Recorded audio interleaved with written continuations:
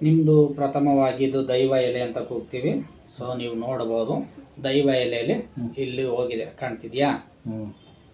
ಇಲ್ಲಿ ಹೋಗಿದೆ. ಸೊ ಇಲ್ಲಿ ಹೋಗಿರೋದ್ರಿಂದ ಇಲ್ಲಿ ನಿಮಗೆ ದೈವಸ್ಥಾನದಲ್ಲಿ ಅಷ್ಟೊಂದೇನು ಪ್ರಾಮುಖ್ಯತೆ ಇಲ್ಲ ಅಂತ ನಾವು ತಗೊಳ್ಬೋದು. ನಮ್ಗೆ ಅದ್ರ ಕಡೆ ನಮ್ಗೆ ಏನೂ ಆಗ್ತಾ ಇಲ್ಲ ಅಂತ. ಹೌದು, ಅರ್ಥ ಆಯ್ತಾ? ಇದು ಎರಡನೇ ಎಲೆ, ಕುಟುಂಬ ಸ್ಥಾನ. ನಿಮ್ಮದು ದೊಡ್ಡ ಕುಟುಂಬ ಆಗಿರುತ್ತೆ.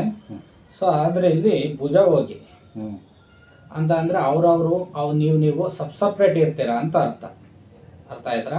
ಇಲ್ಲಿ ಮಧ್ಯದಲ್ಲೂ ಸಹಿತ ಹೋಗಿದೆ ಅಂತ ಅಂದರೆ ನಿಮಗೆ ಯಾರು ಒಟ್ಟು ಕುಟುಂಬದಲ್ಲಿ ಬಿರುಕು ಮೂಡಿರುವಂಥದ್ದು ನಡೆದಿರುತ್ತೆ. ಅರ್ಥ ಆಯ್ತಾ? ಇಲ್ಲ ನಡೆಸಿರ್ತಾರೆ, ಅಲ್ಲ, ದೂರ ಆಗಿರ್ತೀರಾ ಅಂತ ಆಗಿರುತ್ತೆ. ಇದು ನಿಮ್ಮ ಎಲೆ ಮೂರನೇ ಎಲೆ ಆಗುತ್ತೆ. ಇದು ನಿಮ್ಮ ಕಷ್ಟಪಟ್ಟು ದುಡಿಯೋಂಥದ್ದು. ದುಡಿಯೋದಕ್ಕೆ ಫಲ ಸಿಗ್ತಿಲ್ಲ ಅಂತ ಅರ್ಥ. ನೋಡಿ, ಯಾವುದೂ ಫಲ ಇಲ್ಲ. ಫಲ ಸಿಗುತ್ತೆ ಆದ್ರೆ ಒಂದು ಬ್ಯಾಡ್ ನೇಮ್ ಆಗುತ್ತೆ. ಈಗ ಒಂದು ಒಳ್ಳೆ ಹೆಸರು ಮಾಡ್ತಾ ಇರ್ತೀರ, ಇದಕ್ಕಿದ್ದಂಗೆ ಒಂದು ಬ್ಯಾಡ್ ನೇಮ್ ಆಗಿಬಿಡುತ್ತೆ. ಸೊ ಈ ರೀತಿಯಾಗಿ ಆಗ್ತಕ್ಕಂಥದ್ದು ನಿಮ್ಮ ಜೀವನ ತೋರಿಸ್ತಿದೆ. ಇನ್ನು 4th ಹೌಸ್ ಮನೆ ಆಸ್ತಿ ಅಂತ ಬಂದಾಗ ಎಲ್ಲ ವಿಚಿತ್ರವಾಗಿದೆ. ಯಾವುದು ಶಾಶ್ವತವಾಗಿ ಕರೆಕ್ಟಾಗಿಲ್ಲ. ಕೇಳಿದ್ರೆ ಅದಾಗಿಲ್ಲ, ಇದಾಗಿಲ್ಲ, ಆ ಕೆಲಸ ಆಗಿಲ್ಲ, ಈ ಕೆಲಸ ಆಗಿಲ್ಲ ಅಂತೇಳಿ ಸುಮ್ಮನೆ ಹೊಲದಲ್ಲೂ ಜಗಳ, ಮನೆಯಲ್ಲೂ ಜಗಳ, ಎಲ್ಲದರಲ್ಲೂ ಬರೀ ಜಗಳದ ಕಾಂಬಿನೇಷನ್. ಕರೆಕ್ಟಾ? ಇನ್ನು 5ನೇ ಎಲೆ ನಮ್ಮ ದೈವಸ್ಥಾನ ಆಗುತ್ತೆ. ದೈವಗಳು ಫಲ ಕೊಡ್ತಾವ, ನಮ್ಮ ಪೂರ್ವ ಪುಣ್ಯ ಫಲ ಕೊಡುತ್ತಾ ಅಂದರೆ ಕೊಡೋದಿಲ್ಲ. ಯಾವುದು ಫಲ ಕೊಡೋಲ್ಲ. ಫಲ ಏನು ಕೊಡೋಲ್ಲ. ಇಲ್ಲಿ ನೀವು ಮಾಡೋದ್ರಲ್ಲಿ ಅಥವಾ ನೀವು ತಗೊಳ್ಳೋ ಡಿಸಿಷನ್ನಲ್ಲಿ ರಾಂಗ್ ಇದೆ ಅಂತ ಅರ್ಥ. ಅಲ್ಲಿ ಫಲ ಕೊಡಬೇಕು ಅಂತಂದಾಗ ನೀವು ರಾಂಗ್ ಡಿಸಿಷನ್ ತಗೋತಿದ್ದೀರಾ ಅಂತ ಅರ್ಥ. ಇನ್ನು 6ನೇ ಎಲೆ ಶತ್ರು ಸ್ಥಾನ ಅತಿ ಹೈಯೆಸ್ಟ್ ಇದೆ ನಮಗೆ. ನೋಡಿ, ಈ ಎಲೆ ಒಂಚೂರು ಚೆನ್ನಾಗಿಲ್ಲ. ಇಲ್ಲಿ ಆರೋಗ್ಯ ಸಮಸ್ಯೆ ಜಾಸ್ತಿ ತೋರಿಸುತ್ತೆ. ಅದೇ ರೀತಿಯಾಗಿ ಶತ್ರುಗಳ ಬಾಧೆಯನ್ನು ಸಿಕ್ಕಾಬಿಟ್ಟಿದೆ ಅಂತ ಅಂದ್ರೆ ಇದರಲ್ಲಿ ನಿಮ್ಗೆ ಅಣ್ಣ ತಮ್ಮದಿರೇ ನೀವೇ ಚೆನ್ನಾಗಿರಲ್ಲ, ನಾವು ಚೆನ್ನಾಗಿಲ್ಲ. ಅರ್ಥ ಆಯ್ತಾ? ನಾವು ಚೆನ್ನಾಗಿಲ್ಲ, ನಮಗೆ ಇನ್ನು ಕುಟುಂಬ ಸ್ಥಾನ ಅಂತಂದ್ರೆ ಪಾರ್ಟ್ನರ್, ನಿಮ್ಮ ಹೆಂಡತಿ ಮಕ್ಳುಗಳು ಯಾರು ಅವ್ರವ್ರ ಇಷ್ಟದ ಥರನೇ ಇದ್ದಾರೆ ಎಲ್ಲ. ಕರೆಕ್ಟಾ? ಎಲ್ಲ ಅವ್ರವ್ರ ಇಷ್ಟಂತ ಸರ್ವಾಗಿ ಇರ್ತಕ್ಕಂಥದ್ದು ತೋರಿಸ್ತಾ ಇದೆ. ಅಂತಂದ್ರೆ ಇದರಲ್ಲಿ ಏನಕ್ಕೆ ಬರಲ್ಲ ಅಂತ ಅಂದ್ರೆ ಅದನ್ನ 7ನೇ ಎಲೆಯನ್ನ ನಾವು ಪಾರ್ಟ್ನರ್ ಅಂತ ತಗೊಳ್ತೀವಿ. ಸೊ ಇಲ್ಲಿ ಪಾರ್ಟ್ನರು ನೋಡಿ 8ನೇ ಮನೆ ನಿಗೂಢ ಸ್ಥಾನ ಅಂತ ತಗೊಳ್ತೀವಿ. ಈ 8ನೇ ಮನೆ ನಿಗೂಢ ಸ್ಥಾನ ಆಗೋದು ಯಾವಾಗ?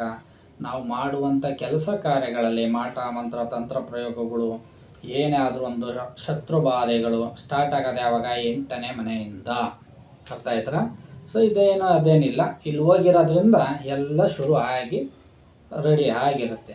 ಇನ್ನು ನಿಮ್ಗೆ ಅದೃಷ್ಟ ಚೆನ್ನಾಗಿದೆಯಾ ಅಂತಂದರೆ 9ನೇ ಎಲೆ ಅದೃಷ್ಟ ಯಾವುದರಲ್ಲೂ ಕೈ ಹಿಡ್ದಿಲ್ಲ.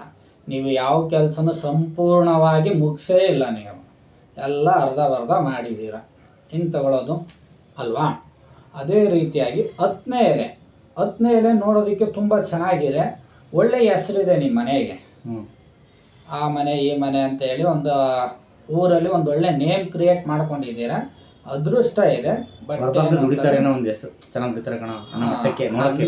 ನೋಡೋದಕ್ಕೆ ಮಾತ್ರ ಸೂಪರ್ ಆಗಿ ಇದೆ. ಜನ ದುಡ್ಡು ಐತಿ ಅವ್ರ ಹತ್ರ. ಸೊ ಆ ರೀತಿ ಕಾಣ್ತಿದೆ. ಸರಿನಾ?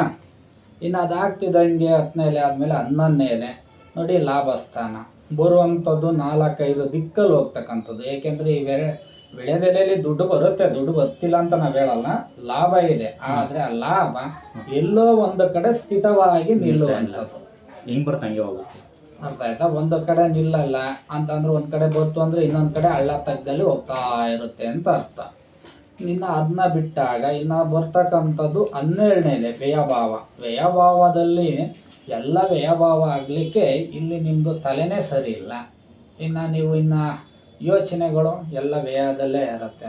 ನೀವು ಒಂದು ಯೋಚನೆ ಮಾಡೋಕ್ಕೆ ಹೋದಾಗ ಇಲ್ಲಿ 2-3 ಯೋಚನೆಗಳು ನಿಮ್ಮನ್ನು ತಡಿತಾ ಇರ್ತವೆ. ಹಂಗಾಗಿ ನಿಮಗೆ ಯಾವುದ್ರಲ್ಲೂ ಫಲ ಇಲ್ಲ ಅಂತಂದರೆ ನಿಮಗೆ ದೈವದಿಂದ ಹಿಡಿದು ಇಲ್ಲಿ ತನಕ ಏನೊಂದು 2-3 ಎಲೆಯಲ್ಲಿ ಅಷ್ಟೇ ನಿಮ್ಮ ಭವಿಷ್ಯವನ್ನು ನೋಡಲಿಕ್ಕಾಗಿದ್ದು. ಇನ್ನು ಅದೃಷ್ಟ ಚೆನ್ನಾಗಿಲ್ಲ, 12ನೇ ಮನೆ ಈ ಥರ ಈ ಬೆಲೆ ಬಂತು ಅಂತಂದರೆ ಕಷ್ಟಗಳೆಲ್ಲ ಮೈ ಮೇಲೆ ನೀವೇ ಹೇಳ್ಕೊಂಡಿರ್ತೀರ.